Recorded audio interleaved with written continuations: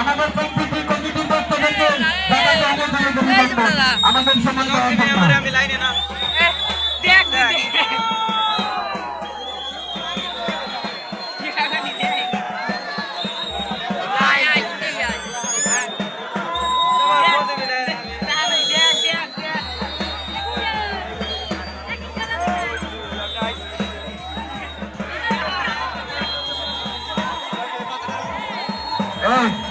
যারা বলো বলো ঘুমাই শেষ এই ঘুমাই শেষ ওর তার আন্দোলন ঘুমারে না হয় এই ঘুমাই শেষ